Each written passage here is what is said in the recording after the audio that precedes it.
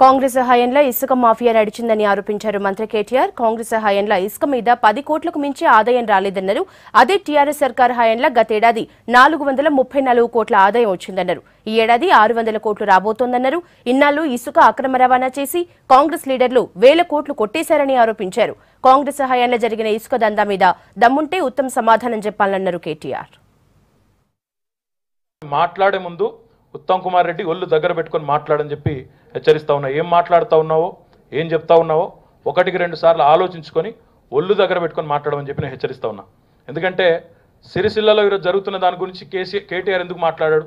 స్థానిక ఎమ్మెల్యే కదా అని మాట్లాడుతున్నావు. ఏం జరిగింది సిరిసిల్లలో?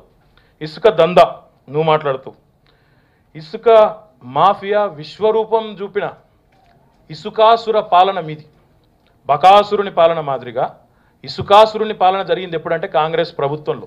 సంవత్సరానికి 450 కోట్లు లాస్ట్ ఇయర్ వచ్చినప్పుడు, ఈ సంవత్సరం దగ్గర 600 కోట్ల రెవెన్యూ ఇసుక మీద వచ్చినప్పుడు, మరి మీ హయాంలో 10 కోట్లు కూడా ఎందుకు దాటలేదు? ప్రతి సంవత్సరం ఎక్కడ పోయింది మిగతాది? 590 కోట్ల ఆదాయం ఎక్కడ పోయింది? ఏ కాంగ్రెస్ నాయకుల జేబుల్లో, ఎవరి బొక్కసాల్లో పోయింది? Uttam Kumar Reddy should answer. ఎక్కడ పోయింది ఇసుక మీద వచ్చిన ఆదాయం? ఎప్పుడున్నది మాఫియా? ఎక్కడ ఎవడు చేసిండు ఇసుక దందా? నీ పార్ట, మా పార్ట?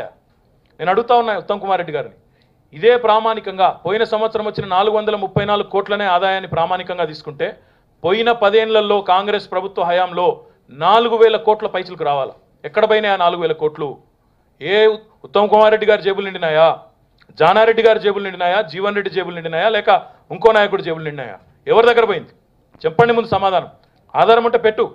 నోరు ఉంది కదా వాగుతా, ఆకారం ఉంది కదా కెమెరాల ముందు నిలబడి వాగుతా అంటే ఎవడు ఊకోడు. కేసీఆర్ రాజీనామా చేయాలి, కేటీఆర్ చేయాలి. ఎందుకు చేయాలి? మీరు ఏదో ఉద్ధరించిన మేము చెడగొట్టినామా? మీరు నెలకు సంవత్సరానికి 10 కోట్ల ఆదాయాన్ని ఇసుక మీద ప్రభుత్వానికి రాకపోతే మేము దాన్ని చక్కగా చేసి 600 కోట్లకు తీసుకుపోతా ఉంటే దానికోసం రాజీనామా చేయాలా? ఇన్ని రోజులు మీరు బొక్కినట్టు బొక్కకందుకు రాజీనామా చేయాలా?